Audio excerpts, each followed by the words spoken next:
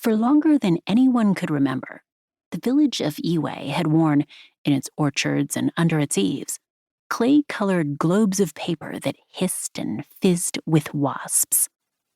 The villagers maintained an uneasy peace with their neighbors for many years, exercising inimitable tact and circumspection. But it all ended the day a boy, digging in the riverbed, found a stone whose balance and weight pleased him. With this, he thought, he could hit a sparrow in flight. There were no sparrows to be seen, but a paper ball hung low and inviting nearby. He considered it for a moment, head cocked, then aimed and threw.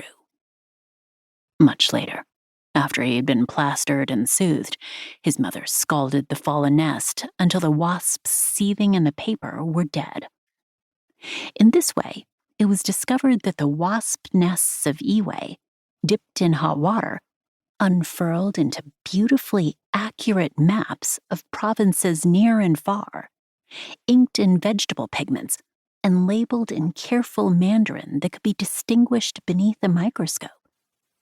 The villagers' subsequent incursions with bee veils and kettles of boiling water soon diminished the prosperous population to a handful. Commanded by a single stubborn foundress, the survivors folded a new nest in the shape of a paper boat, provisioned it with fallen apricots and squash blossoms, and launched themselves onto the river.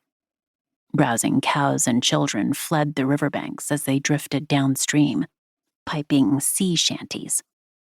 At last, 40 miles south from where they had begun, their craft snagged on an upthrust stick and sank. Only one drowned in the evacuation, weighed down with the remnants of an apricot. They reconvened upon a stump and looked about themselves.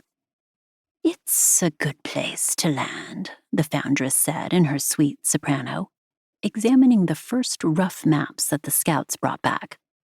There were plenty of caterpillars, oaks for ink galls, fruiting brambles, and no sign of other wasps.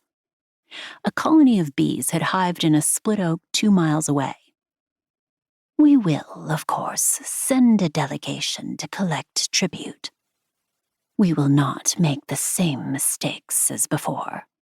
Ours is a race of explorers and scientists, cartographers and philosophers, and to rest and grow slothful is to die.